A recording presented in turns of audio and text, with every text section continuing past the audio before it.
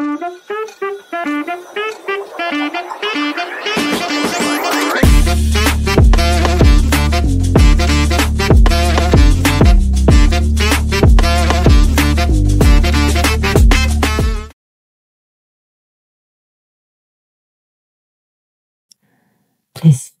Baik, selamat siang semuanya.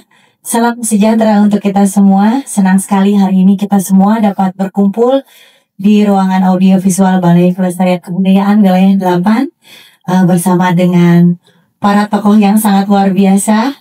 Terima kasih kepada Bapak Fadlizon, Menteri Kebudayaan Republik Indonesia, Bapak Nur Agis Aulia selaku Wakil Wali Kota Serang, Bapak Ferry Ardianto, dan Bapak Ade Hilman dari Perwakilan Keluarga Jaya Diningrat. Hari ini kita akan mencoba membaca ulang hubungan antara tangible dan intangible heritage, antara benda dan nilai, antara yang diwariskan dan yang dihidupi melalui merawat budaya dan nilai luhur pada tema kita hari ini. Saya mau tanya dulu sama Pak Menteri. Bapak gimana kabarnya siang ini, Bapak? Ya. Iya, maaf ya Bapak, lupa saya menawarkan mic-nya Pak. Ini kedatangan Bapak yang keberapa kali di Serang Pak? Sebagai Menteri ini 2 kali ya? Yang kedua kali ya? Masih mataharinya ada 5 di atas kepala ya Pak ya? Masih sama panasnya. Saya mau tanya nih sama Bapak. Saya mulai dari Bapak Menteri terdahulu. Terima kasih banyak sebelumnya dalam 100 hari kerja kemarin. Saya juga ingin mengucapkan selamat Hari Kebudayaan, yang mana kinerja Menteri Kebudayaan tahun ini luar biasa optimal. Saya membaca beberapa artikel tentang Bapak, sudah dalam 100 hari itu Bapak sudah membuka dalam 1 tahun mohon maaf, ada 3 museum yang sudah Bapak resmikan.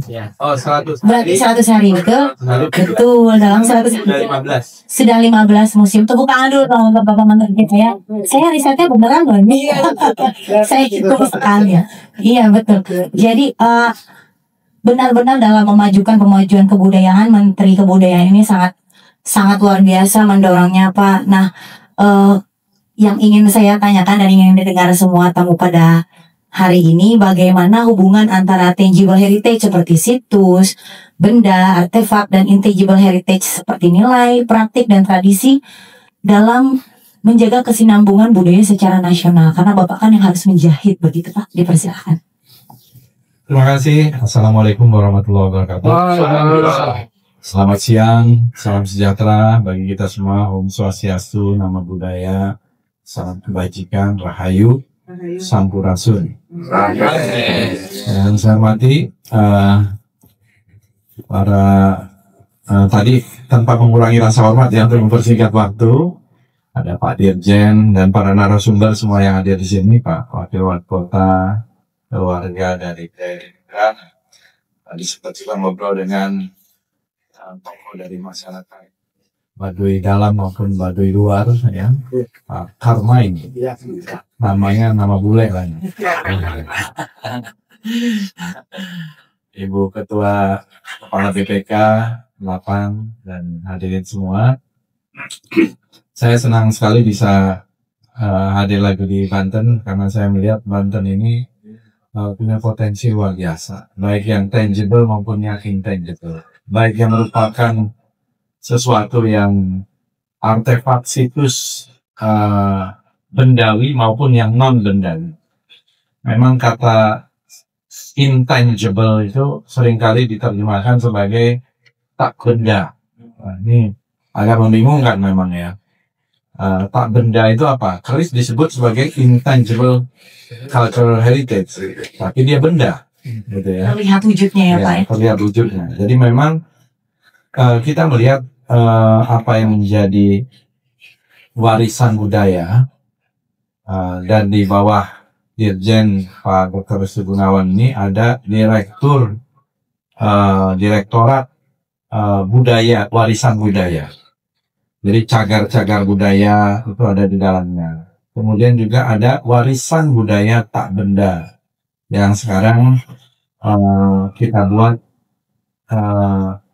pendaftarannya itu lebih akseleratif. Untuk yang tangible saya kira banyak sekali. ya kita hampir setiap hari kita lihat di seluruh Indonesia kita coba aktivasi, termasuk sebenarnya banyak sekali ya keraton Surosowan, Kaibon, Benteng Spellwich gitu ya, dan juga yang lain-lain yang banyak ada di sini itu kan bagian dari situs artefak tangible. Tetapi yang intangible ini adalah nilai-nilai apa yang menjadi warisan budayanya itu, yang menjadi tradisi, yang menjadi ritus, yang menjadi bagian dari kehidupan budaya sehari-hari yang sampai sekarang. Jadi saya kira ini tidak bisa dipisahkan. Jadi ya tugas Kementerian Kebudayaan salah satunya. Jadi kebudayaan ini kan artinya luas ya, bukan hanya seni, tapi juga bukan hanya masa lalu. Kalau kita lihat dari pemajuan kebudayaan itu, yang dimaksud dalam objek pemajuan kebudayaan itu ada kurang lebih 10 lah ya. Bahasa, sastra, tradisi lisan, manuskrip, ritus, apalagi itu seni, olahraga tradisional, permainan tradisional, pangan lokal, apa lagi ya. Nah, kira-kira itu ya. Bahasa tadi udah saya sebut, bahasa kita ada 718 bahasa di seluruh Indonesia yang mewakili 10% dari bahasa dunia. Etnik grup kita ya, suku bangsa kita itu ada sekitar 1340 suku bangsa. Ya termasuk di Banten ini ya. Cukup banyak, saya nggak tahu di Banten ini ada berapa suku bangsanya. Yang baik yang merupakan suku bangsa, yang merupakan masyarakat adat seperti Baduy dan juga yang lain-lain. Nah, kemudian warisan budaya tak benda juga kita punya sekitar 1213. Tahun ini akan bertambah 500-an lagi, di hampir 2700 sekian warisan budaya tak benda kita atau intangible cultural heritage. Yang sudah diinskripsi di UNESCO itu ada sekitar 16. Apa yang sudah diinskripsi di UNESCO itu pertama dulu adalah wayang, kemudian keris, lalu batik, lalu ada angklung, ada pinisi, ada pantun, ada gamelan, ada pencaksilat, ada genre tari Bali, ada Aceh, kemudian ada jamu, kemudian apa lagi yang belum disebut? Apa? Nah, yang terakhir, yang terakhir itu kolintang, kebaya, dan reog, gitu ya. Jadi ini yang terinskripsi di UNESCO karena UNESCO-nya memang nggak mampu lah untuk menginskripsi warisan budaya tak benda di seluruh dunia. Jadi setiap negara itu hanya boleh mengajukan 1/2 tahun untuk single nomination, untuk nominasi negara tunggal.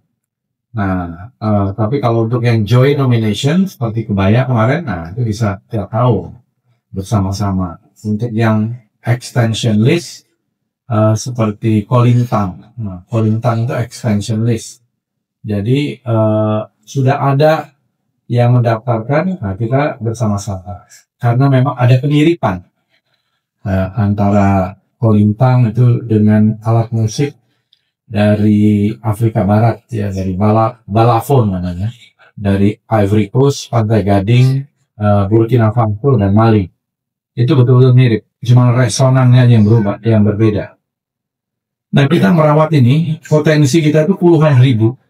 Intangible cultural heritage kita tuh puluhan ribu. Mungkin bisa ada yang bilang 29.000, ada yang bilang 50.000, ada yang bilang 60.000. Saking banyaknya. Karena memang warisan budaya kita itu luar biasa. Yang keberagaman dan kekayaannya menurut saya itu nggak ada bandingannya di dunia. Saya sepanjang hidup saya itu keliling 101 negara ya. Dan dari SMA gitu ya, SMA, kuliah, dan waktu saya di DPR. Itu 101 negara, saya melihat museum-museum mereka, saya melihat ekspresi budaya mereka, tari-tariannya, musiknya gitu ya. Saya kira tidak ada kekayaan budaya yang lebih hebat dari Indonesia. Tidak ada gitu ya. Jadi kekayaan budaya kita itu Bahkan kata diversity itu tidak cukup untuk menampung kekayaan budaya itu. Makanya kita perkenalkan istilah mega diversity. Jadi Indonesia itu adalah mega diversity. Jadi karena tidak bisa menampung. Kalau kita lihat di bagian negara tertentu, tari-tariannya itu aja, Pak ya. Tari-tariannya satu itu aja. Kita tari-tarian aja banyak. Kan seni cabangnya, subsektornya itu banyak sekali. Seni pertunjukan, film, tarinya kita ribuan, ya, kemudian musiknya ribuan, alat musiknya luar biasa banyaknya.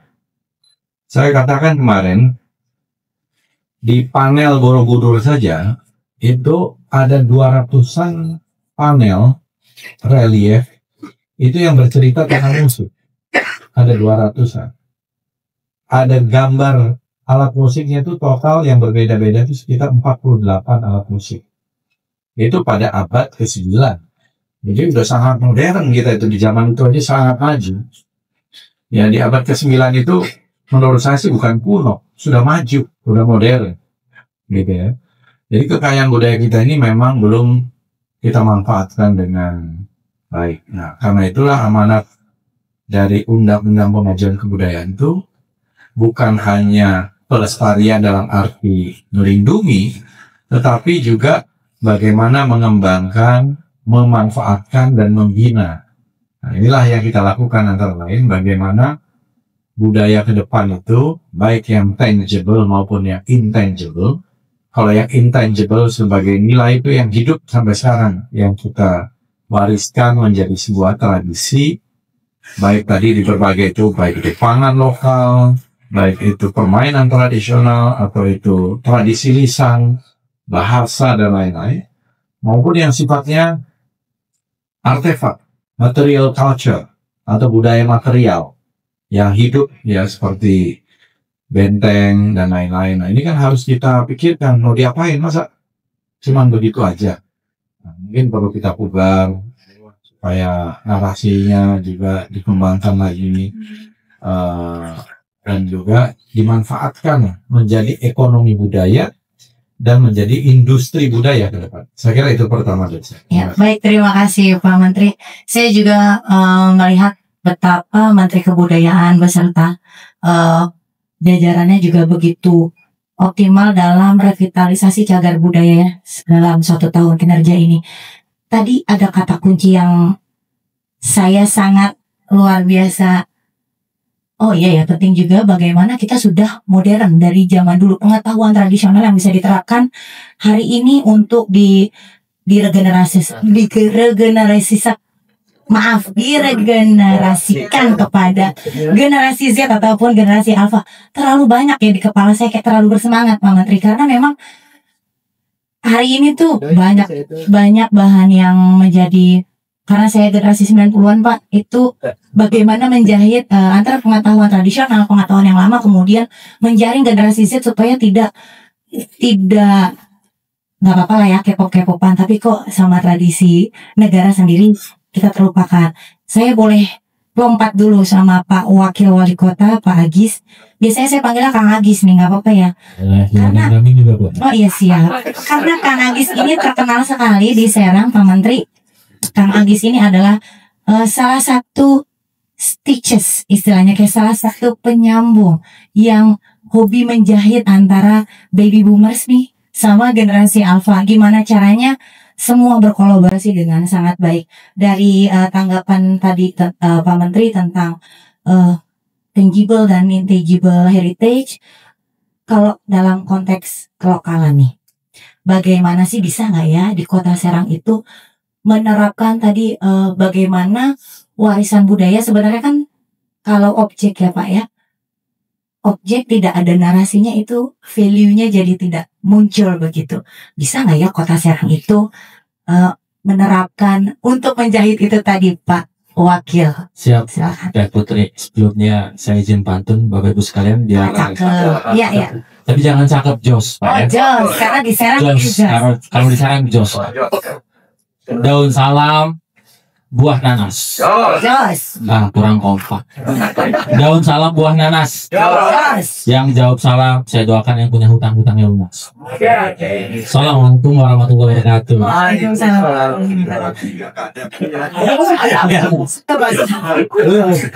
Beda alhamdulillah. Satu kali lagi biar tambah semangat Pak ya. Jos. Belum. Oh, belum.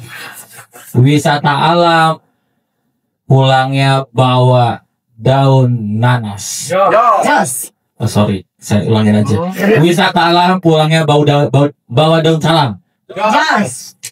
Yang jawab salam, saya doakan terus tersalam-salam. Maksa. Oh iya. Satu lagi ya, biar tambah semangat, biar 3. Siap Kak Nagis. Daun salam dibawa ke Belgia. Yang jawab salam, saya doakan hidupnya bahagia. Assalamualaikum warahmatullahi wabarakatuh. Jadi tanpa mengurangi rasa hormat, saya langsung menjawab saja mungkin. Siap. Yang saya hormati Pak Menteri, alhamdulillah bisa bertemu kembali begitu. Kemarin kita sempat ketemu. Sebenarnya kalau saya cerita sebentar, jadi saya semangat kalau ketemu sama beliau. Karena di dalam perjalanan karir saya, salah satu yang merubah mindset saya, mungkin nih belum banyak, mungkin TV, Kick Andy dan beberapa yang meliput saya belum tahu sebenarnya titik di mana kemudian saya berubah mindsetnya. Nah, salah satunya adalah ketika kemudian saya diberikan kesempatan sama beliau melalui HKTI untuk belajar bertani beternak di Thailand. Nah, disitulah kemudian saya pulang langsung betul-betul saya terapkan apa yang kemudian menjadi ilmu yang ini sangat penting untuk tadi bisnis di bidang agro, yaitu terkait efisiensi, efektivitas, terutama tentang genetik atau varietas Bapak Ibu sekalian. Karena saya baru tahu ternyata, dan ini saya rasakan juga, kebetulan saya peternak kambing perah ya. Jadi ternyata selama ini begitu kan kita peternak itu kan fokusnya di peternakan kambing perah itu PE Pak. Padahal ada komunitas yang lebih produktif namanya Sanen ya. Ya, jadi saya kasih makan mana PE ini saya kasih makan sama dengan Sanen Pak. Yang satu munculnya setengah liter, yang satu 2 liter. Padahal dengan perlakuan yang sama. Nah ini saya dapatkan dari Malaysia, makanya kemudian dari Thailand. Dan ini berkat beliau. Makanya kemarin saya ketemu, saya bahagia dan alhamdulillah sekarang saya ketemu lagi. Yeah. Iya ya, saya lupa. Tadi saya bawa susunya. Udah pernah susunya? Oke, mulai. Jadi itu, jadi yang saya hormati Pak Dirjen, kemudian perwakilan dari keluarga Pak Ahmad Jayatinegrat, Bapak Ibu sekalian, para peserta workshop. Jadi saya sebenarnya pengganti dari Pak Gubernur, begitu ya. Jadi insya Allah kalau di Kota Serang ditanya bisa nggak? Sangat bisa. Jadi ketika kemudian kita ingin memajukan Kota Serang, Bapak Ibu sekalian, karena ini kalau dalam bahasa saya dan beberapa teman-teman, Kota Serang ini ada satu warisan atau kekayaan yang belum teroptimal secara maksimal, yaitu sejarahnya begitu. Nah ini yang kemudian kita gali. Makanya alhamdulillah secara paralel Pak Menteri, alhamdulillah kita sudah melakukan kongres kebudayaan beserta Bu Lita. Kita kumpulkan semua seniman budayawan untuk apa? Untuk menyusun BPKD. Dan bahkan ini sudah dalam proses pembahasan tentang pemajuan kebudayaan. Untuk apa? Untuk menjadi referensi atau landasan untuk kemudian kita membuat master plan bagaimana kemudian kebudayaan itu menjadi salah satu esensi yang masuk ke dalam proses pembangunan daerah. Jadi kita ingin memasukkan kebudayaan menjadi salah satu faktor dalam pembangunan daerah khususnya di Kota Serang. Artinya kalau terkait tentang ya karena situ sudah meliputi baik penjagaan, pemeliharaan, kemudian terkait tentang anggaran dan segala macam. Nah ini kemudian kita ini karena terkait jahit menjahit, memang kata kuncinya adalah sebenarnya kolaborasi. Nah oleh karena itu saya selalu menekankan bahwasanya tidak ada seniman budayawan yang hebat dan segala macam. Yang ada terus menerus berdiskusi, berdialog begitu. Karena nggak ada lagi kemudian, ini paling segala macam. Jadi kita bareng-bareng untuk menyusun master plan pembangunan kebudayaan di Kota Serang yang endingnya adalah tentunya kemajuan untuk Kota Serang. Dan ini yang kemudian kita terus galakan dan harapan saya ke depan ini sangat besar, apalagi baru ditambah lagi nih di launching titik jalur Cornelis the Hotman gitu. Nah ini adalah salah satu menurut saya juga apa namanya narasi yang bisa kemudian kita optimalkan untuk menarik para wisatawan khususnya dari Belanda. Nah, ini yang kemudian tentunya kalau kita ngomongin efeknya sangat multiplier efek pastinya ekonomi dan segala macamnya. Tinggal bagaimana kemudian ini kita jahit, kita susun kolaborasinya sehingga ini bisa kemudian menjadi salah satu strategi untuk merubah kota Serang menjadi maju, kotanya bahagia, sejahtera warganya. Saya kira itu mungkin itu. Iya, terima kasih banyak. Wah, Kak, terlihat kan menggebu-gebu sekali kan, memang itu yang saya suka manggilnya Kang Agis aja ya, karena masih akang-akang, semangatnya terus dijaga ya. Terima kasih banyak. Ini saya mau langsung lemparnya langsung nih, karena perwakilan keluarga Jayadiningratnya langsung 2 loh. Dari generasi 3 dan generasi 4 ya. Oke, tadi kan sudah disinggung tentang bagaimana kesinambungan antara yang tangible dan yang intangible. Sebagai keluarga yang mewarisi budaya ya, bentuknya memang ada ya, terlihat objeknya begitu. Yang satu, saya juga mohon maaf izin dulu karena sebelum ini juga kita sudah pernah bertemu. Kalau Pak Ferry saya biasanya manggilnya Om Ferry. Untuk Pak Ade saya biasanya manggilnya Mas Ade ya. Nggak apa-apa ya, kita biar kayak Kang Agis, kecuali Pak Menteri nggak berani saya. Aduh, nanti ditandain saya bahaya sekali. Iya, jadi kita bicara lagi tentang tadi yang intangible ya. Walaupun memang bendanya terlihat, ada benda-benda pusaka, dan Mas Ade dan Om Ferry ini salah satu dari perwakilan keluarga mungkin yang ada di Indonesia yang juga merawat, mewarisi budaya dan nilai luhurnya begitu. Tapi tidak semuanya mau, istilahnya tidak mudah merawat benda-benda seperti itu. Kalau dari Om Ferry sendiri sebagai praktisi, sebagai pemerhati, juga sebagai pengajar di bidang fotografi, saya juga sempat stalking ini. Jadi yang difoto-foto sama stalkingnya bilang-bilang, yang sempat difoto-foto oleh Om Ferry ini adalah Ibu Sri Mulyani. Betul? Betul ya Om ya, Ibu Sri Mulyani, kemudian Bapak Erick Thohir. Ini yang dipotret sama beliau. Mungkin Pak Menteri sudah pernah difoto oleh... Oh belum ya? Oh baik, mungkin nanti bisa diarahkan sama Om Ferry yang mungkin bisa di tahun ini atau di tahun depannya. Jadi minta pandangannya dari Om Ferry ataupun nanti siapa yang bisa mulai duluan gitu, dari Mas Ade juga. Bagaimana cara keluarga melihat hubungan antara benda pusaka dengan nilai-nilai yang dikandung di dalamnya, serta menggait, menarik generasi-generasi di bawahnya. Silakan, mau siapa duluan? Saya pingpong aja nih, yang mana yang duluan? Ferry dulu ya. Oh, kita simpan belakangan. Ya, silakan Om Ferry. Baik, terima kasih. Assalamualaikum warahmatullahi wabarakatuh. Yang terhormat Pak Menteri, Pak Nizam dan Bapak Dirjen, selamat sore, selamat berjumpa. Pertama mungkin saya perkenalkan diri dulu. Saya Ferry Ardianto. Saya kebetulan saya berprofesi sebagai fotografer, Pak. Saya praktisi saya praktisi di fotografi itu sejak tahun 84, Pak. Nah, dan kebetulan saya juga mengajar fotografi di Trisakti. Dan sekarang karena sudah banyak muridnya, Pak, jadi saya lebih banyak punya waktu untuk kemudian terjun ke bidang pelestarian melalui visual. Nah, khususnya untuk ini saya banyak berdiskusi, kemudian mengadakan sarasehan dengan klub-klub foto dan lain sebagainya untuk menyebarkan semangat mereka, bukan hanya untuk berprofesi, tapi juga menyumbangkan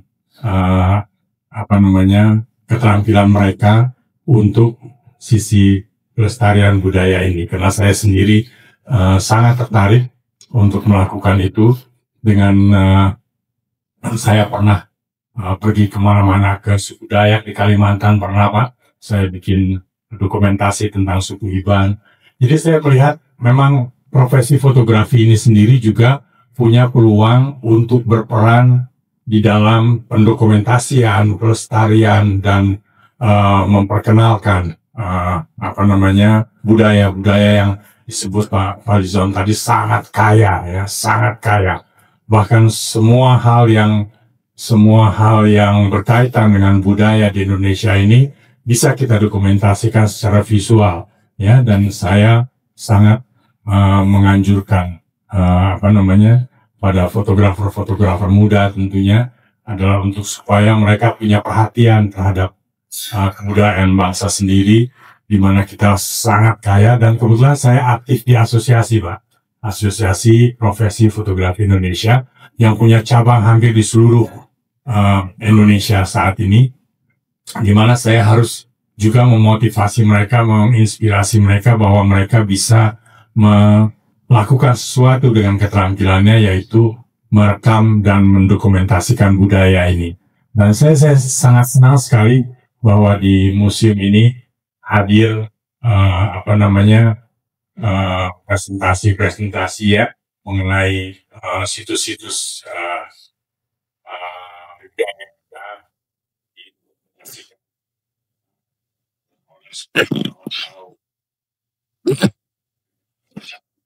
dan proses budaya khususnya di Banten ini yang saya juga pernah beberapa kali ke tempatnya Pak Karmain ya Pak. Juga mereka dan memotret mereka ya. Dan supaya pada suatu hari juga bisa melengkapi narasi yang ada tentang budaya Indonesia tentunya. Kalau soal keluarga kami Jaya Bunda, saya kira ini pojok Jaya Bunda ya, sudut Jaya Bunda itu memang sebuah persembahan dari keluarga kami untuk memperkenalkan berikan narasi juga ya terhadap dari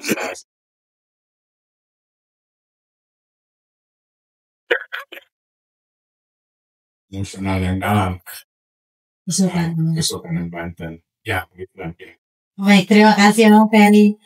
Saya mau langsung ke Mas Ade ini karena kan simbol-simbolnya tuh dari tadi udah melambai-lambai ini di belakangnya Pak Menteri.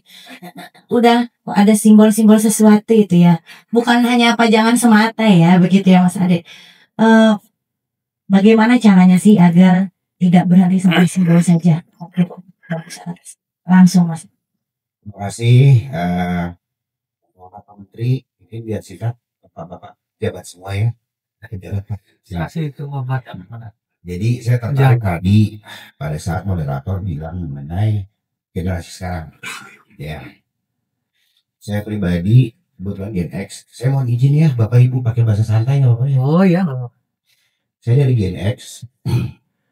Kita bisa lihat bahwa di masa sekarang ini ada pengikisan kebudayaan, di mana kalau kita lihat pola pikir, pola sikap, apa yang kita bisa lakukan dalam konteks pelestarian kepada generasi muda tadi, gitu kan ya. Nah, alhamdulillah tanpa panjang lebar, seperti Pak Menteri sudah jelaskan tadi, banyak sekali Pak kegiatan atau usaha yang kita mau lakukan. Nah, pertanyaannya kan, mereka minat apa enggak? Gitu ya. Ya betul. Bukan sebagai simbol semata ya Mas ya. Betul. Karena saya ingat waktu saya SD ya, saya senang diajak ke museum karena rame-rame sama teman-teman Pak. Ya, terus di museum saya main, gitu loh. Nah, saya pulang saya diomelin sama ibu saya, gitu. Saya contek ibu saya Pak. Awalnya kenapa suka sejarah, suka budaya. Jadi dulu kita kalau belum baca buku wayang yang era Kosasih itu Pak, komik ya. Pasti tahu dong ya, kalau yang ada kita ya, itu nggak dapat uang jajan Pak, sadis kan. Nah, ini juga ya, punten bahasa saya di keluarga Jadi Ningrat seperti apa sih penurunan pengajaran mengenai sejarah dan budaya. Nah, di situ kita ngelihat ya juga ya, dulu tuh dicekokin komik Pak, kan menarik gitu Pak, ada gambarnya, ada ceritanya. Nah, kita aja dulu sebagai anak muda dikasih buku sejarah pusing Pak bacanya Pak. Kepala ya. Sakit kepala. Enggak kuat. Kita baru SMA atau waktu pada saat kita kuliah kita membaca buku sejarah. Nah, mungkin ini salah satu cara juga kan tadi apa caranya gitu ya. Betul. Kita untuk generasi berikut. Karena ini jadi concern di keluarga besar kita. Gimana ya caranya supaya dari kecil generasi berikutnya itu mau tahu.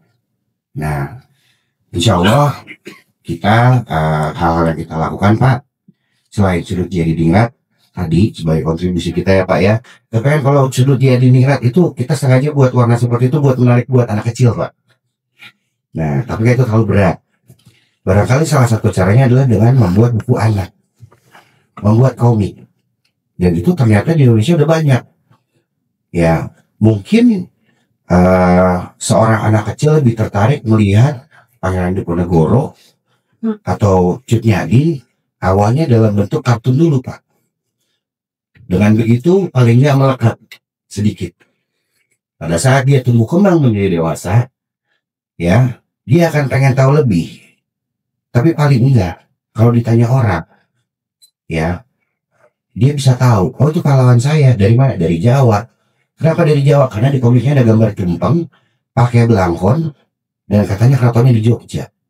Nah, jadi insya Allah ya Mbak Putri ya, panggil Putri aja nggak apa-apa ya, kayak Mbak aku lah. Dan kami dari keluarga Jiriningrat memang kedepannya banyak rencana, salah satunya kita mau membuat buku anak tadi. Makanya saya juga mengundang Pak salah satu ilustratornya, kita ajak ke sini ya. Ilustrator untuk komiknya ada di dalam barisan keluarga Pak ya. Nah, sengaja kita undang supaya tahu kayak apa sih Banten. Karena nanti insya Allah proyeknya mengenai Banten. Kedua, saya minta izin tadi Mbak Putri sempat menyinggung keris. Betul. Nah, Supaya itu nggak jadi simbol aja, begitu sudah mulai menambah ya. Betul. Merawatnya susah. Ya. Banyak yang nggak tertarik. Padahal nilai budaya tinggi. Mohon izin Pak Menteri, karena Pak Menteri pasti udah sangat mengerti. Keris itu kan sebetulnya satu pusaka dengan nilai tinggi ya. Kalau kita pelajari, nggak sembarangan besi, nggak sembarangan baja, nggak sembarangan kayu.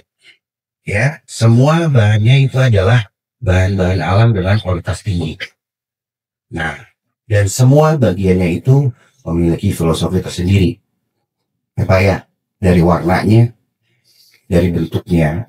Nah, gimana mengenalkan keris ini ke generasi muda? Mungkin kita harus memikirkan presentasi yang lebih menarik.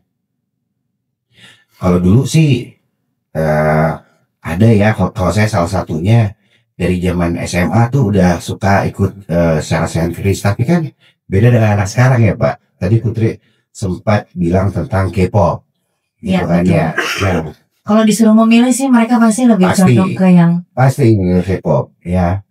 Nah, jadi di situ sebelum kita bicara filosofinya, sebelum kita bicara nilai luhurnya, mungkin kita bicara daya tariknya dulu, gitu. Nah, ini juga seperti bisa dilihat di sudut Jiriningrat ya. Sekarang saya baru ngerti kenapa leluhur kita itu menitipkan untuk membuat baju keris yang warna-warni. Karena mau nggak mau itu eye catching. Padahal saya rasa di sini bapak-bapak terutama yang dari Jawa tahu mengenai beratnya warna pada keris, selut pada keris, sunggingan pada keris. Nah, sayangnya tidak ada saya boleh izin ini, saya tadi janji Pak Menteri soalnya display sedikit. Ya. Ya Pak, izin boleh Pak ya ya. Pak Menteri ya? Yang saya maksud misalnya seperti ini. Iya, soalnya kalau dibayang-bayangin gitu Mas, ada beberapa dari kita yang selut itu yang mana, terus Ya. bajunya sebelah mana gitu, mungkin bisa. Mungkin yang pertama, jadi yang jangan dipegangin lah tuh. Oh, sakit. Makasih loh Kang Adis. Contohnya seperti ini. Kalau bicara nilai historis, ini memang inilah keris yang dipakai oleh dua turunan Jiriningrat yang pernah menjabat sebagai bupati Serap. Pertama Ahmad Jiriningrat, kemudian dilanjutkan oleh Hilman Jiriningrat.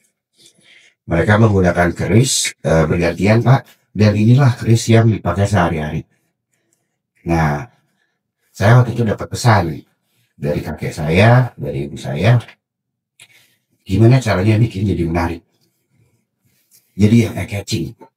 Tapi saya tidak boleh melanggar pakem, Iya. ya Pak ya, tata krama, ya, seninya nggak boleh dilanggar. Akhirnya alhamdulillah ini namanya keris Jawa dengan baju Solo yang disungging. Ya, sayangnya nggak ada ini ya, untuk zoom ya. Keris ini melambangkan alam. Gambarnya itu, Pak Menteri juga udah tahu, alas-alasan Pak. Bukan alas-alasan. Ya, jadi banyak binatang yang dilukis di keris ini. Nah, di situ kalau seorang generasi muda, anak kecil, dia akan nanya, kenapa ya kerisnya gambarnya begitu? Itu kan gambar macan. Itu kan gambar gajah. Ya, disitulah kuncian kita jawab. Itu dari zaman moyang kamu. Memang kamu aja yang lihat gajah. Gajah aja bisa dilukis di keris. Nah, jadi seperti ini yang saya maksud keris eye catching. Kita juga kasih dealernya, izin ya Pak Menteri ya. Soalnya ini dapatnya dari temannya Pak Menteri juga nih, dari Mas Hengki. Ya, ini gading Bapak-bapak. Tapi gadingnya udah tua, jadi warnanya coklat.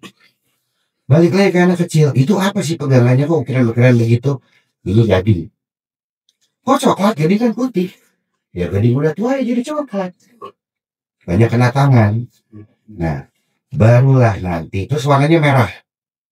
Ya, sampai detailnya pun dia disungging. Ya, dilukis.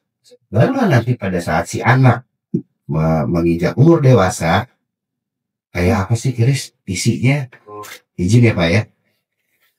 Baru kita keluarkan. Baru dia bisa mengerti seperti apa. Karena memang tidak bermakna. Saya izin sharing Pak. Mungkin Bapak-bapak juga tahu ya, kalau dulu ya Pak ya, pesan Aji. Apa yang bedain keris sama pedang? Dari cara pegangnya aja udah beda. Ini saya konteksnya ngomong keponakan gitu ya, ke cucu. Dari pegangannya aja udah beda. Keris tuh beberapa dapur ada yang namanya pejetan. Jadi kamu megang bukan begini, tapi megang begini. Untuk di jempolnya itu. Ada tempat jempol. Ada tempat jempolnya. Barulah di situ, insya Allah antusiasme dari generasi muda itu bisa kita bangun. Khusus tentang keris. Soalnya tadi kan belum ada yang ngomongin keris ya. Itu. Ya, salah satu contoh merawat budayanya Ya. lewat keris ya. Saya jadi tadi Salah ya. Hati-hati ya Pak. hati-hati. Ini nanti saya takut dicolek protokoler nih. Nggak apa-apa ya. Baru Bapak. Tapi ini sebetulnya keris ini memang lama tinggal di Banten. Ya, bisa dibilang dia 2 generasi. Bupati tinggal di Banten. Jadi memang keseharian Bupati membawa keris itu kemanapun dia berada. Keris Sunda, tapi memang karena waktu itu Banten tempat yang modern kalau kata Pak Menteri tadi. Lagu internasional. Ya kan? Jadi wajar kalau setiap etnik ya orang dari daerah-daerah banyak kumpul di Banten. Ya mana tahu, insya Allah ini Banten ramai lagi. Insya Allah. Karena sebenarnya apa? Ya. Jadi kurang lebih jawaban pertanyaan saya seperti itu. Apa sih cara yang kita mau ambil untuk membangunkan semangat generasi muda atau baru nanti kita bicara nilai luhur, filosofis, tentang drama, bahasa pun, pendidikan. Baik, terima kasih banyak Mas Ade. Tepuk tangan dulu dong untuk pembicara kita pada siang hari ini. Jadi tiba-tiba saya teringat salah satu 10 objek pemajuan kebudayaan, yaitu ada tradisi lisan juga ya Pak ya. Dan memang kayaknya sih kalau dibungkus dalam mendongeng gitu bisa jadi program yang menarik nih Kang Agis nih. Untuk kita berkolaborasi sama perpustakaan keliling, dinas pendidikan, kemudian ada pariwisata yang ada di Provinsi Banten, di Kota Serang, itu bisa lebih luar biasa lagi. Ini kalau saya boleh buka nih ya, saya langsung membuka ruang bagi hadirin untuk berbagi pandangan atau pertanyaan setelah tadi sudah mendengarkan paparan tentang merawat budaya dan nilai luhur dari keempat tokoh yang sedang ada di samping saya. Boleh untuk 2 penangkap atau penanya terlebih dahulu. Ya, satu dari Pak Rohendi, satu lagi dari Pak Ramon. Maaf. Ramon. Oh iya maaf, saya main tebak-tebak buah manggis nih. Mang Roji. Ini atau tadi ya dari Mang Depi ya, berarti 3 dulu ya. Boleh minta tolong mic-nya kita oper ke ya. Ada 3 penanya, kami batasi dulu ya Pak ya. Permisi, saya bolak-balik ini. Maaf. Depan dulu 1, kemudian 2, 1 lagi. Mang Devi.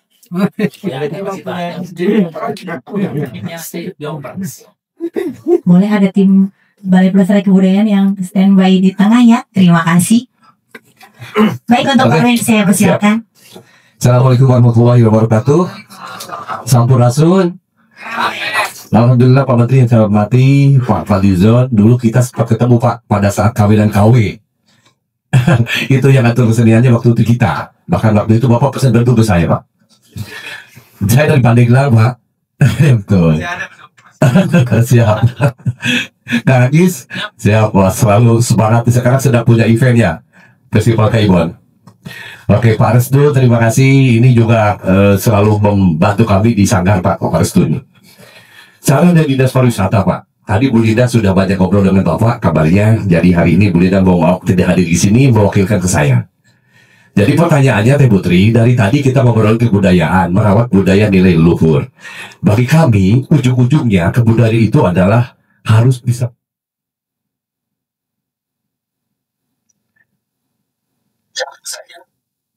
Kalau tidak makan, susah Teh Putri. Jadi tentu ujung-ujungnya harus makan kan. Nah, maka bagaimana setelah dirawat ini, kontribusinya terhadap kesejahteraan masyarakat pelakunya. Bagi saya itu adalah pariwisata Pak Menteri. Jadi dulu ketika Dinas Kebudayaan menyatu dengan pariwisata, memang ada hal yang terlupakan Pak Menteri. Dari sisi penggalian, pelestarian, edukasi. Karena kalau pariwisata ngomongnya kan ekonomi, selalu dijual. Banten memisahkan kebudayaan dari pariwisata pada saat zaman Pak Ali Fadila. Ada di sini Pak Ali Fadil. Karena itu kebudayaan ini menjadi saat itu menjadi waduh, bila aku kudu kami bisa dijual. Nah, kira-kira apa pandangan Pak Menteri setelah kementeriannya terpisah? Adakah dari sisi kemanfaatan kebudayaan terhadap dunia pariwisata? Kira-kira begitu. Adakah programnya supaya kami di Dinas Pariwisata di daerah di Provinsi Banten jangan hanya ke Dinas Kementerian Pariwisata saja, tapi juga nanti sekali-sekali bisa sowan ke Kementerian Kebudayaan. Kira-kira begitu. Terima kasih. Assalamualaikum warahmatullahi wabarakatuh. Waalaikumsalam warahmatullahi wabarakatuh. Ini kita tampung dulu ya Pak ya. Kita lanjut ke penanya yang kedua, silakan. Baik, terima kasih yang terhormat Pak Menteri Kebudayaan, Pak Wakil Wali Kota Serang, serta keluarga besar dari Jaya Diningrat. Izin yang pertama, kalau kita bicara Banten, seingat saya dari sejak beberapa tahun ke belakang, itu ada dorongan menjadikan kawasan Banten Lama sebagai World Heritage. Nah, pertanyaan saya untuk Pak Menteri dan Pak Wakil Wali Kota, seberapa urgen mimpi itu bisa kita wujudkan? Kalau memang tidak urgen, langkah apa yang harus kita lakukan? Itu yang pertama terkait dengan Banten Lama sebagai World Heritage. Itu yang pertama. Yang kedua, untuk mobil khusus ini untuk keluarga Jaya Diningrat, saya ingat waktu saya berkesempatan ke Leiden itu dalam pas berkesempatan itu 100 tahun peringatan wafatnya Profesor Hussein Jaya Diningrat. Jadi di sana itu begitu dimuliakan juga beliau, tapi di sini dalam konteks Banten misalkan ya, sepertinya kurang mengembangkan tradisi intelektual gitu sebagai warisan dari keluarga besar Jaya Diningrat. Mungkin yang ingin saya tanyakan, apa kira-kira langkah-langkah untuk mengembangkan tradisi intelektual warisan dari keluarga Jaya Diningrat di Banten? Terima kasih. Nama. Iya, sama-sama. Oh iya, juga nama Helmi dari Laboratorium Bantenologi UIN, Sultan Mahasan dari Banten. Iya, bukan. Terima kasih Mas Helmi. Lanjut, pertanyaan yang ketiga ada. Assalamualaikum warahmatullahi wabarakatuh. Yang terhormat Pak Menteri Kebudayaan, Pak Wali Kota dan keluarga Jaya Diningrat. Sebetulnya saya menarik untuk bertanya kepada keluarga Jaya Diningrat.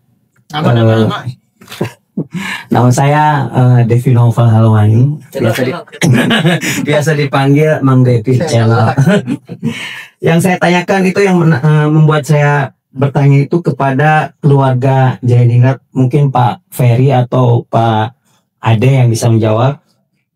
Saya bingung, banyak cerita tentang Pangeran Astapati atau yang kita kenal di sini Wirasuta. Sebetulnya Pangeran Wirasuta itu asli dari Baduy atau tidak? Karena banyak simpang siur berita bahwa ada yang berkata dari Baduy, ada yang bukan. Saya ingin bertanya langsung dengan keluarganya Pangeran Astapati. Sebetulnya dari mana Pangeran Astapati itu berasal? Yang kedua, pertanyaan saya tentang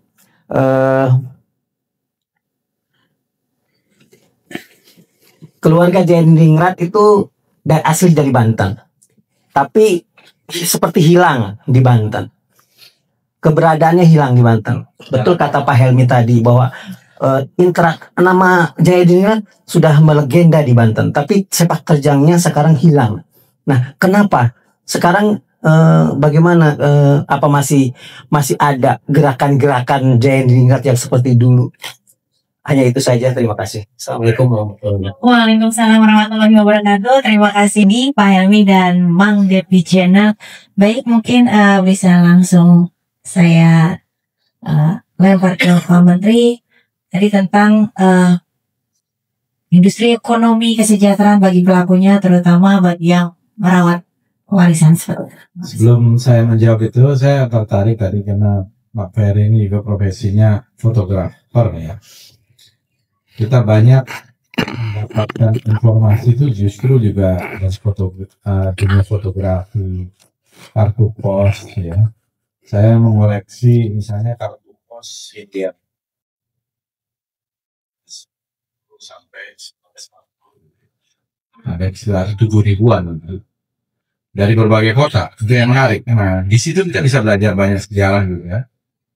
Kemudian saya koleksi juga. Baru aja saya dapat kemarin koleksi foto tentang Surabaya dan sekitarnya dari fotografer lama tahun 1920 namanya Kurzian, fotografer dari dan itu foto-foto aslinya.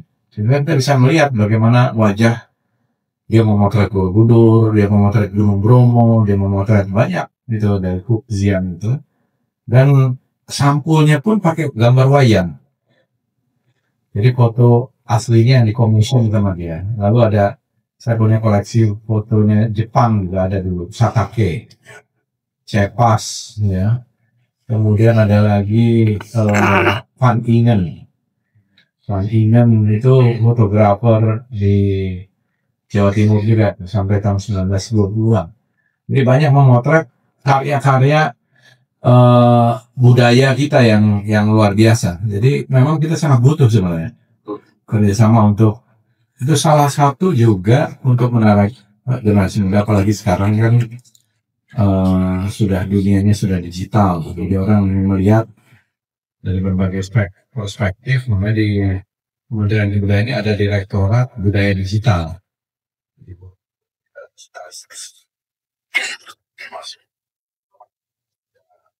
Bahan sudah, kemudian juga ada wayang, ada keris, itu semua sudah ada sebagian kecil lah ya. Kalau keris kan jumlahnya puluhan ribu gitu ya. Tapi keris-keris bersejarah itu saya kira sudah mulai didigitalisasi. Itu salah satu yang membuat saya kira bisa menarik di generasi muda. Karena kalau tadi dikatakan K-pop ya, K-pop ini kan sebenarnya ini yang menunjukkan budaya itu soft power, mempengaruhi ya. Amerika, ya.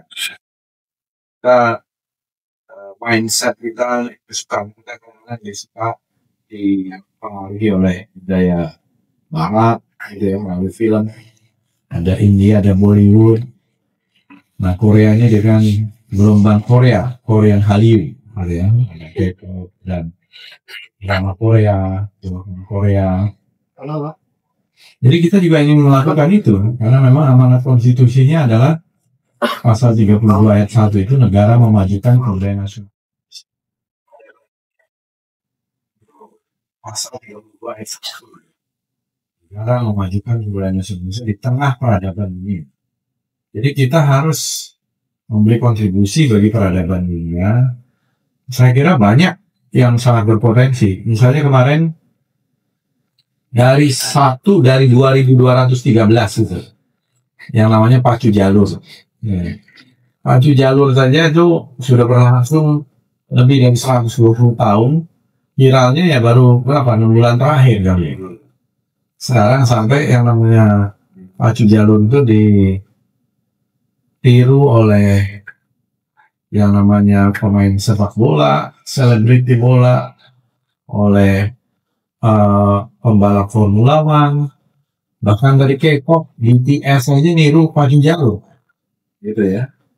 BTS itu niru pacu jalur, dan juga yang sekarang Bollywood yang terakhir bekerjasama dengan Bollywood. Bulan lalu saya ketemu dengan 4 CEO dari K-pop, 4 CEO terbesar. Satu dari Hype itu yang punya BTS, yang punya Seventeen. Terus saya ketemu dengan SM, saya ketemu dengan YG itu yang punya Blackpink. Kemudian dengan JYP yang duduk di sebelah saya, JYP. Mereka juga akan ada titik jenuhnya. Karena sekarang mereka juga berkolaborasi, termasuk dengan Indonesia, dengan Asia Tenggara. Dan kita juga, inilah kreativitas ya. Korea Selatan itu kan sumber daya alamnya seperti kita berlimpah-limpah, mau apa aja ada. Mereka harus memikirkan industri budaya dan industri kreatif. Jadi ke depan itu namanya adalah CCI, Cultural and Creative Industry. CCI ini adalah Cultural and Creative. Itu kalau di luar negeri itu luar biasa pemasukan di museum. Orang bisa antri 3 jam, 2 jam untuk masuk museum. Gitu ya. Dulu kalau mau masuk Museum Louvre itu sebelum ada aplikasi digital, itu orang bisa panjang ratusan meter. Bisa 1 kilometer antrinya untuk masuk ke Museum Louvre itu di Paris. Nah, pemasukan museum itu 50% itu dari merchandise. Dari souvenir-souvenir. Kemudian 30% itu dari tiket. Lalu 20% cuma dukungan pemerintah, dukungan institusi. Sekarang kita buat di Museum Nasional, itu kalau liburan, Sabtu Minggu ini mungkin bisa 8.000-9.000 orang sehari. Dan berbayar. Ya bayarnya 25.000. Nah kalau musim liburan agak panjang, itu rekor kita 12.750 sehari. Kita ingin ke depan itu sampai 20.000 sehari. Dan juga akan kita naikin tiketnya, kecuali untuk pelajar ya. Gitu. Jadi itu sebagai contoh, Pak. Museum aja bisa menghasilkan. Museum ini aja kalau ini nanti bisa menghasilkan. Jadi museum-museum aja yang dianggap itu kadang-kadang jadi beban, kalau kita kreatif, dari merchandise-nya aja itu luar biasa. Hampir semua etalase kebudayaan dunia itu dimulainya dari museum. Kalau kita ke luar negeri, yang paling depan itu yang dipamerkan adalah museumnya. Karena dengan datang ke museum, dalam waktu 1-2 jam itu udah ngerti sejarah, peradaban dari negara itu. Jadi museum itu sangat penting. Nah, kadang-kadang museum itu, ya mudah-mudahan kalau di Serang enggak lah ya, nggak habis apa peduli sama budaya. Tapi di daerah-daerah lain mungkin masih ada yang menganggap museum itu beban. Bahkan ditaruh ASN-ASN itu yang mau dimuseumkan gitu. Gitu ya. Jadi tempat pembuangan. Ini yang kacau. Padahal kalau di negara lain dia yang terbaik. Kurator-kuratornya itu yang terbaik. Dan udah paling depan Pak ya. Kalau saya datang ke museum, saya udah hampir semua di Mesir misalnya. Kalau guide-nya aja itu profesor. Guide-nya itu profesor. Kemarin saya di Forbidden City, guide-nya itu doktor. Guide-nya. Itu yang disebut sebagai edukatornya itu doktor. Kemarin saya di museum di Cina bulan lalu, juga guide-nya juga doktor. Jadi dia detail cerita. Jadi bukan ini itu, ini bukan begitu cara. Tapi dia menceritakan juga konteksnya. Nah, kita belum nyampe ke situ lah, tapi menuju ke sana. Ya, yang penting mentalitas dulu. Kalau kita tidak menghargai budaya kita, percuma. Gitu. Harus dimulai dengan kita mencintai budaya kita dan kita ingin tahu apa isinya. Gitu. Dan akhirnya kita harus tahu dengan detail. Misalnya kalau di Banten ini, keris Banten itu apa? Apa membedakan antara keris Banten dengan Cirebon?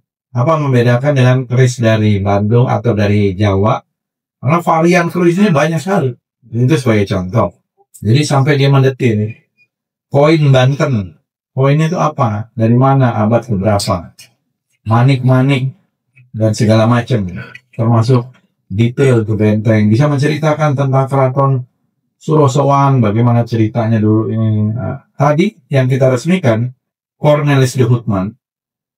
Itu kan bisa menjadi objek wisata.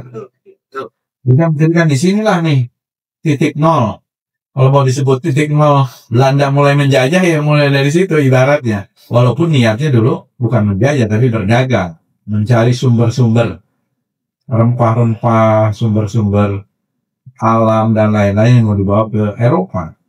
Ya kita ingat dulu kan sempat ya dalam penjelajahan samudera itu Spanyol dan Portugis membagi dunia ini menjadi dua dalam perjanjian Tordesillas gitu ya. Jadi mereka seenaknya yang mengkapling dunia ini punya Perancis, punya Portugis, ini punya Spanyol gitu. Nah, itu kan bisa menjadi bahan-bahan cerita. Kalau di Inggris dulu waktu saya sekolah di Inggris bahkan ada yang namanya itu walking tour. Walking tour aja udah menjadi wisata. Jadi misalnya cerita tentang Shakespeare in London. Ya, guide-nya itu cuma jalan kaki aja. Dari sini, jalan ke sini. Ada cerita Charles Dickens. Apa yang diceritakan oleh Charles Dickens.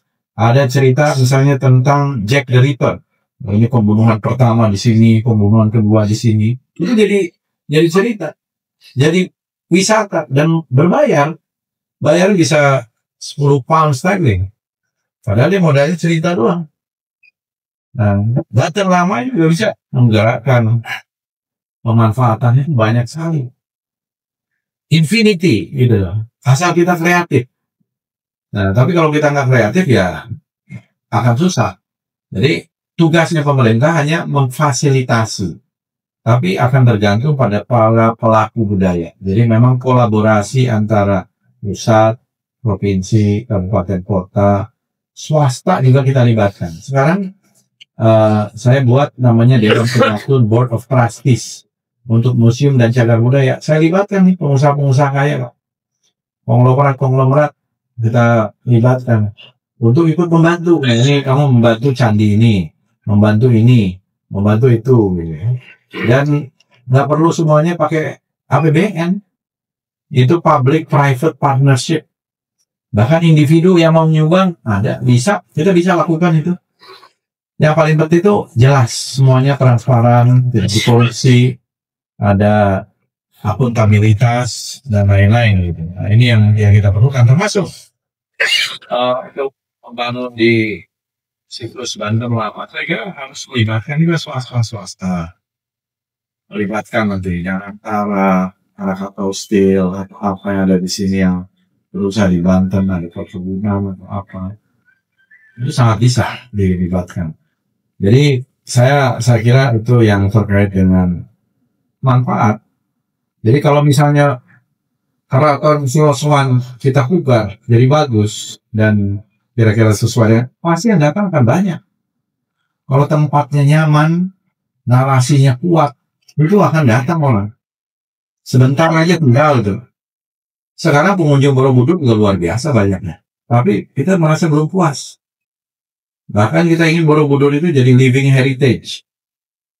Jadi kalau orang Islam itu umroh gitu, nah kalau bisa umat Buddha juga umrohnya ke Borobudur. Gitu loh. Kalau bisa maksudnya itu pilgrimage. Ya pilgrimage-nya ke sana. Ada mungkin lebih dari 500 juta orang Buddha di dunia. 1%-nya udah 5 juta. Kan bagus buat ekonomi kita.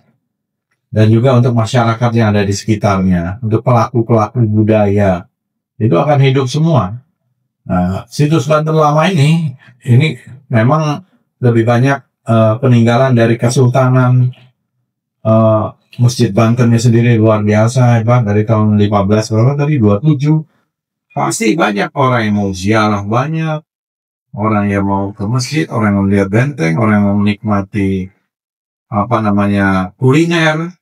Ya, wisata ini kan wisata budaya, wisata sejarah, wisata religi, wisata alam, wisata kuliner, variannya banyak.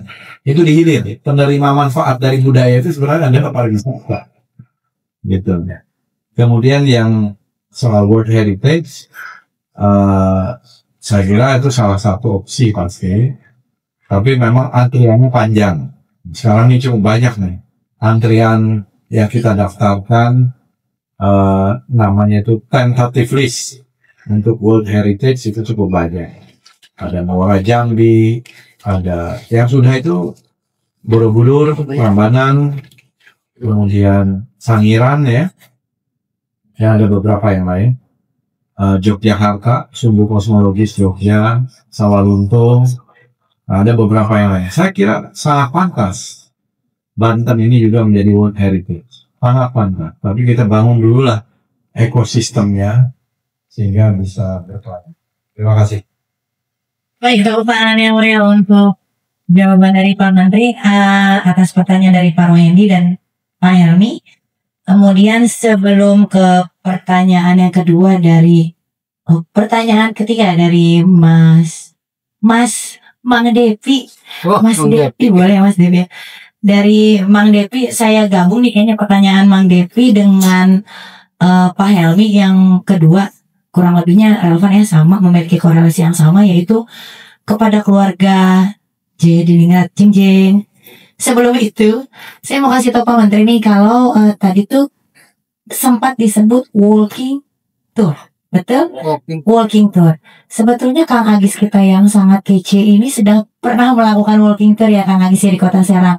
Itu semoga masih bisa lanjut semangatnya ya Kang ya. Tidak menggegek ya. Amin. Sudah dimulai ya? Kalau di Kota Serang kita sedang konsen di bangun ekosistem. Karena memang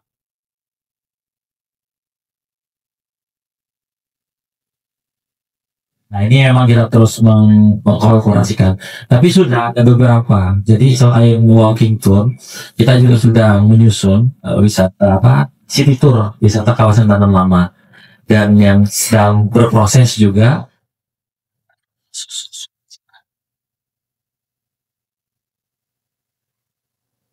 kita juga sudah kita siapkan.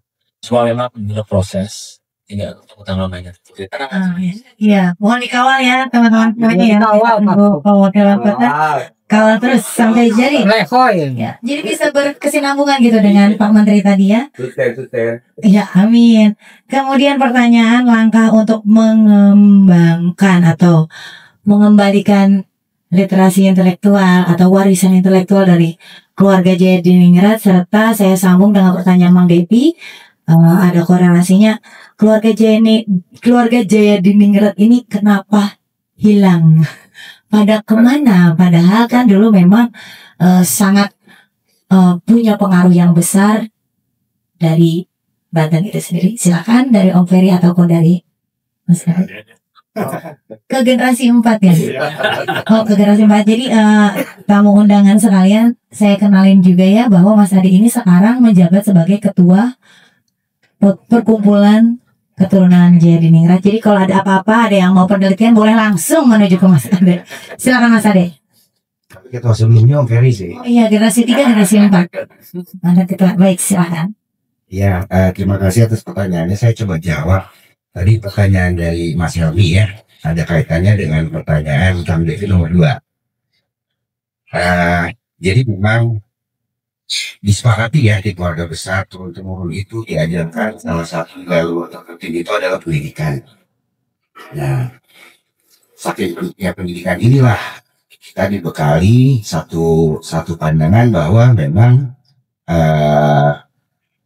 usahakan belajar pendidikan itu setinggi mungkin. Kalau nggak mungkin tinggi-tinggi amat, paling nggak belajar ilmu yang lain. Misalnya ilmu kebijaksanaan, ilmu kehidupan, seperti itu. Ini awalnya dari sejarah yang saya tahu, kenapa keturunan keluarga Jariningrat itu dari Banten. Tidak ada Jakarta. Tahu tuh, detailnya. Jadi waktu itu memang Ahmad Jariningrat menjabat sebagai Bupati Banten. Kemudian dilanjutkan dengan Hilman Jariningrat. Ahmad Jariningrat saat itu pernah mendapatkan tugas untuk menjadi regen. Kalau di bahasa Belanda itu regen di atas bupati, tidak seperti region dalam bahasa Inggris, tapi di bawah gubernur. Ya. Dan saat itu memang cukup dicoba karena memang diprotes oleh Ahmad Jariningrat sendiri ke gubernur. Kenapa sih regen mesti orang bule? Akhirnya dia dites, dia dijadikan regen tapi di Batavia. Nah, otomatis dia harus ada di Jakarta. Dia membawa keluarganya. Nah, itu juga terjadi pada Hilman. Hilman Jariningrat menjadi bupati setelah Ahmad. Namun, ya sekitar tahun 46 di zaman Indonesia Serikat, dia dapat tugas waktu itu jadi Rekombar. Ya, semacam gubernur sementara untuk Jakarta di masa cukup menegakkan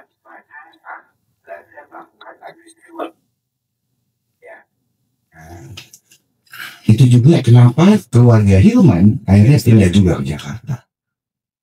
Hussein di situ juga melanjutkan pendidikan dan itu lebih memungkinkan di Jakarta. Hasan juga demikian dan keluarga-keluarga yang lain. Akhirnya pendek cerita semua pindah ke Boyolali ke Jakarta. Begitu. Ya.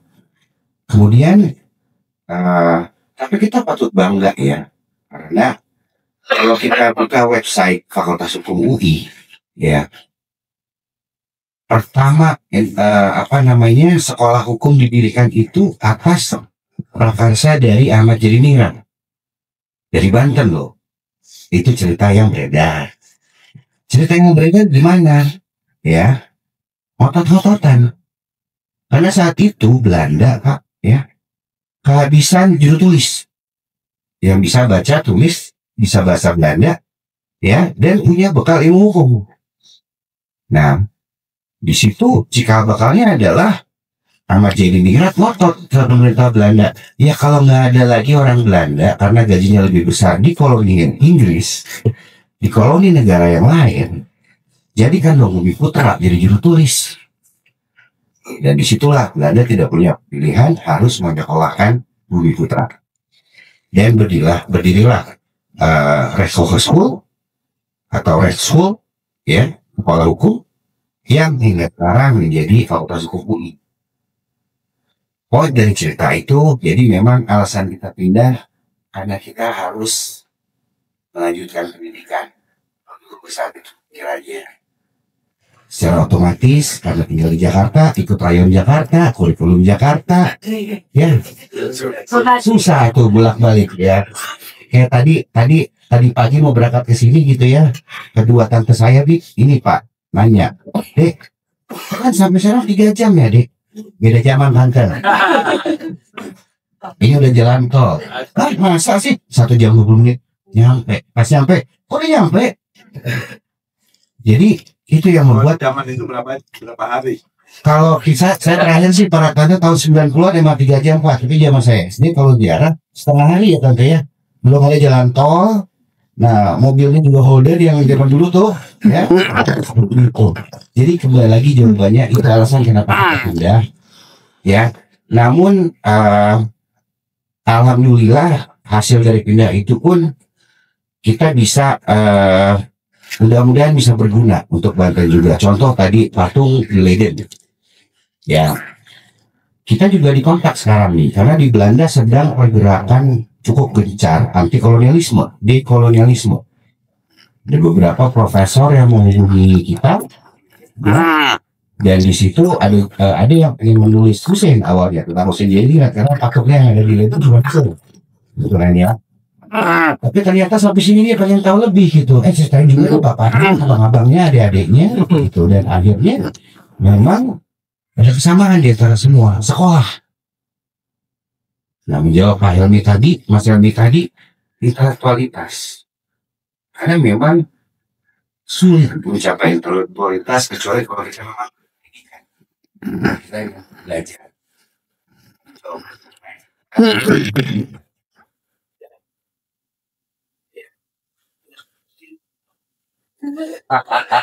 Jalan. Udah punya di Jakarta. Nama jalannya masih bingung. Ya masih ada. Betul. Betul. Dan kalau pertanyaannya keturunan Jediningrat kemana aja, gitu ya? Ya sebetulnya kita nggak kemana-mana kok. Ada, ya banyak yang menjadi pengajar karena tadi pendidikan. Contoh, maaf ya Pak Menteri ya, Pak Menteri sama Pak Dirjen ternyata pernah mahasiswa atau ke saya. Jadi emang fokusnya ke pendidikan. Tantenya diundang nggak Mas? Ini Tante Felicia, ini. Nah, kemudian seperti tadi Putri juga mention, Pak Menteri juga mention, itu ada kok di kita ya, Om Ferry juga, Pak Ferry ngajar fotografi. Mungkin tuh ada lagi Pak Hilmet jadi dosen juga, dan dosennya di Serang. Gitu, di Serang. Nah, jadi kita nggak kemana-mana. Ada yang di pemerintahan juga, di Departemen Luar Negeri ada, di Pemda DKI ada, tuh ya. Nah, namun kan kembali lagi untuk kita bertugas di Banten itu kan tergantung kalau pegawai negeri penempatan, kalau yang swasta kesempatan, iya kan? Nah, kalau keturunan yang suka budaya tergantung undangan. Kebetulan ada cerita nih. Jadi begitu Mas Helmi, Kang Devi. Kalau mengenai Astapati singkat aja. Tadi pertanyaan Kang Devi, apa benar Wirasuta dan Astapati dari Baduy? Panjangnya kita ngobrol nanti, makanya hari ini saya bawa saksi nih. Ada Pak Rohendi, ada Kemang Karmain, ada Mang Seija, sakit kayaknya ya. Karena memang pembuktian keluarga Jediningrat, Wirasuta itu adalah orang Baduy itu lebih dari 3 tahun. Dan itu tidak bisa menjadi sesuatu yang dipaksakan, dibuat-buat. Karena nilai luhur yang kita juga diwariskan adalah semua ada waktunya. Saat waktunya muncul, kita muncul. Ya, nah, kalau bicara pembuktian, punten karena basic saya hukum ya. Emang buktinya mana? Masa nggak ada bukti? Masa cuma cerita? Nah, buktinya itu adalah replika yang Bapak Ibu bisa lihat di segmen pertama sebut Jediningrat. Karena kan lucu ya Pak, kalau misalnya datang ke Kesultanan gitu ya, dia Wirasuta ini bawa pusaka. Dan pusaka itu sebagaimana budaya Nusantara itu adalah status simbol diri. Dan pusaka Wirasuta yang awal bukan dari Kesultanan Banten, tapi dari Baduy. Dan kalau kita pelajari bentuknya, itu adalah pusaka dari Galuh Pajajaran. Nah, inilah yang menjawab Kang Devi gitu ya. Akhirnya selama 3 tahun saya bolak-balik gitu ya ke Baduy Dalam. Saya ketemu dengan 3 puun yang menjabat saat itu. Saya ketemu para jaro, para kokolot. Tapi saya nggak mau bilang saya turunan Wirasuta. Dan saya tidak nanya Wirasuta dari Baduy. Tapi mereka cerita duluan. Akhirnya begitu. Kurang lebih Kang Devi ya, pembuktian apa benar Wirasuta dari Baduy. Kalau nggak dari Baduy, folklore. Wirasuta itu always dengan folklore kan selama ini. Yang saya bingung, kok di Baduy Dalam ada ceritanya, ada kisahnya. Ada yang bilang Wirasutra, ada yang bilang Raden Wirasuta. Ya seperti itu. Dan saya juga agak bingung, semakin saya cari tahu tentang moyang saya, semakin saya bingung karena dari 3 suku Baduy itu pun mengakui. Ya, di bukunya Ahmad Jediningrat disebut dia dari Cikertawana. Di bukunya dari yang saya yang ditulis ketemu di CBO di tahun 90-an dari CBO. Tapi saya pada saat tinggal di dalam dari Cikesik. Nah, jadi kalau kita bicara keaslian, Saya berpikir mungkin ada beberapa hal yang memang saya sebaiknya tidak tahu tentang nenek saya. Cukup yang diwariskan aja. Itulah kembali lagi nilai-nilai sejarah. Karena sejarah perlu pembuktian. Nah, seperti itu kurang lebih kan Devi. Mudah-mudahan bisa cukup memuaskan ke Kak Helmi juga. Mungkin kalau cerita panjangnya jangan sekarang gitu ya. Panjang banget soalnya ya. Gitu, makasih. Baik, terima kasih. Tepuk tangan sekali lagi untuk ketiga penanya dan keempat pembicara kita pada siang hari ini. Sebelum kita ke segmen akhir, segmen closing statement, saya mau ada pantun nih Pak Menteri, Pak Wakil, dan perwakilan keluarga Jaya Diningrat. Jam dinding terus berlari, menandakan waktu telah pergi. Diskusi kita harus berhenti, tapi semangat tetapi hati. Boleh closing statement tentang merawat budaya dan nilai luhur. Saya persilahkan untuk Pak Menteri pertama, kemudian Pak Wakil untuk penutup kita pada siang hari ini. Terima kasih sekali lagi atas sharing diskusi dan juga kesempatan dengan para seniman, budayawan, masuk dari arah ini.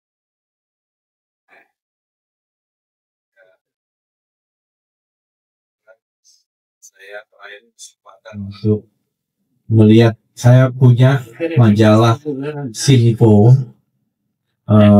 di mana ada pengumuman ketika itu guru besar pertama Hussein Jaya Diningrat dari kalangan pribumi, dari kalangan mitra. Saya lupa tahun berapa itu, tapi ketika baru menjadi guru besar, Hussein Jaya Diningrat ini termasuk sarjana yang pertama awal gitu ya. Kemudian doktor, kemudian besar, dan saya juga udah datang ke tempat di Universitas Leiden terakhir bulan lalu. Saya di samping patung. Biasanya itu kalau mahasiswa di Indonesia yang di Leiden, setelah mereka lulus atau wisuda, hotel, mereka tradisinya hotel di samping patung Hussein Jaya Diningrat. Jadi ya kita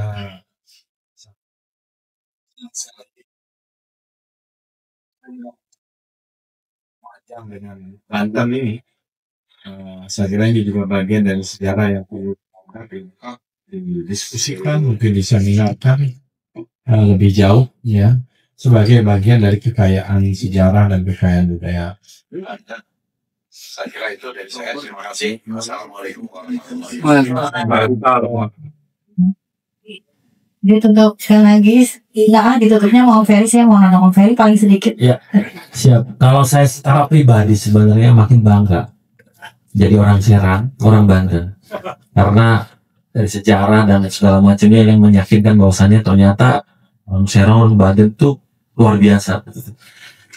Memang dulu yang kita tahu nih, zaman saya kan Hussein aja yang terkenal. Ternyata setelah mendalami secara keseluruhannya luar biasa. Nah, ini yang menjadi kekuatan saya juga, dan saya selalu terngiang-ngiang. Jadi ada teman saya memang sekarang melanjutkan studi di Belanda, selalu mengingatkan bahwa ke saya bahwasanya sebenarnya Banten ini luar biasa, punya warisan peradaban dunia. Tapi kok masih seperti itu aja gitu. Nah, saya kira memang ada sesuatu yang perlu diperbaiki. Oleh karena itu makanya kemudian concern saya di awal tampil tadi untuk bagaimana kemudian membangun ekosistem.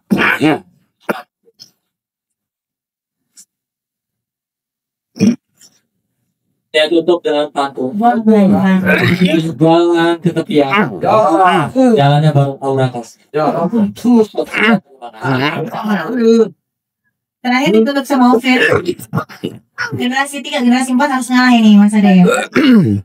Silakan Om. Baik, terima kasih. Kalau buat saya, rasanya senang sekali hari ini saya bisa bertemu dengan teman-teman dan bapak-bapak ibu sekalian di Banten ini. Dan kalau saya sih sebagai seorang praktisi fotografi dan sebagai seorang pengajar, saya inginnya kita bisa bersama-sama bahu-membahu berkolaborasi, kita memperkenalkan, melestarikan, dan mendokumentasikan Provinsi Banten ini sebanyak mungkin. Dan saya senang sekali tadi dengar Pak Fadlizon bilang beliau punya koleksi foto-foto lama ya dari kota-kota di Jawa Timur, Jawa Tengah, dan lain sebagainya. Banten harus punya itu. Nah, saya sebagai praktisi dan pengajar, saya bersedia membina semua fotografer. Terima kasih banyak. Assalamualaikum warahmatullahi wabarakatuh. Waalaikumsalam warahmatullahi wabarakatuh. Terima kasih para tamu undangan yang sudah hadir pada siang ke sore hari ini. Terima kasih kepada Balai Pelestarian Kebudayaan Wilayah 8, Pak Direktur. Terima kasih banyak semuanya para tamu undangan yang tidak bisa saya